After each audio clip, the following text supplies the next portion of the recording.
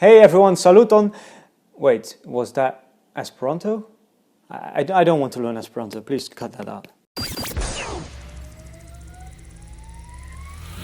Hey everyone, my name is Jan van A and you're watching to Language Boost, the channel for your language learning tips, tricks and of course motivation. Now, recently I made a video about why I did not want to learn Arabic, and I was basically saying that learning a difficult language like Arabic requires a lot of time and motivation. It's a relatively big investment.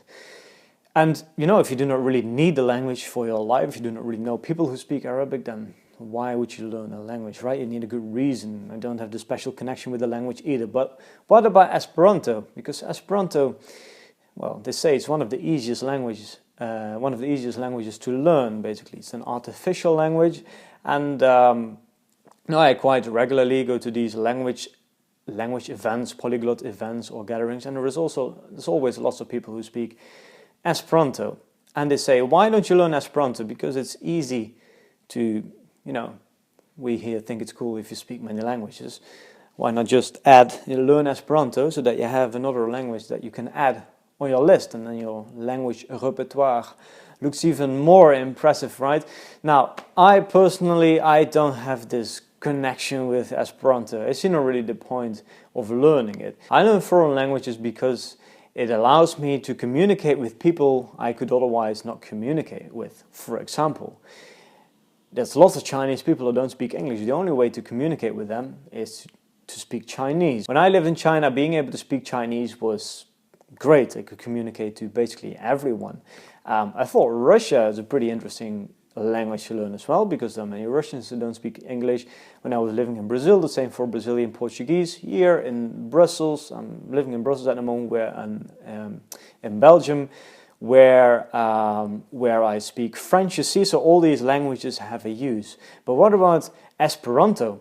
I mean, where do I travel to where I have to speak Esperanto?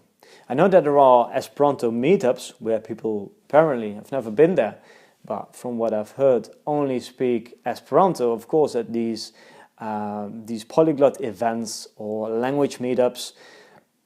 There's also going to be people that speak Esperanto, and that could be a place where I could speak it. But those people also speak other languages that I speak. So I didn't really. Of course, it's cool to add another language on the list, but I see it more as learning a language in order to, learning languages to learn languages. That's not really my thing. Personally, I learn languages because it's going to make my life more convenient. It's going to be it enriches my life and allows me to communicate to people I could otherwise not talk to. And then another thing that I have experienced is quite often at these events, that there is people approaching me in Esperanto. They just start speaking Esperanto all of a sudden, and I don't speak that language. And then when they find out that I don't speak Esperanto, they're like, "Yeah, you should learn it. You can learn it in 2 weeks." I didn't really like that mentality. Just going to someone speaking that language and then saying that you have to learn this language. I have this on several occasions. I don't know, maybe I was just unlucky, but sorry, I'm missing this connection with Esperanto. I have also the feeling that, from what I've heard from people who speak it, or people who know people who speak it, is that there is some kind of political movement behind Esperantists.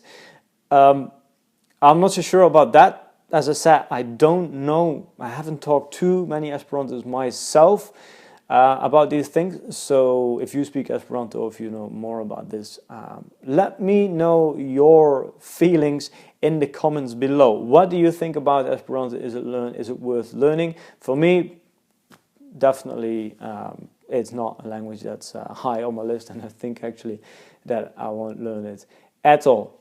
Sorry for all the Esperantists out there. Maybe you can still try to convince me. I'm looking forward to reading your comments below, and see you next time.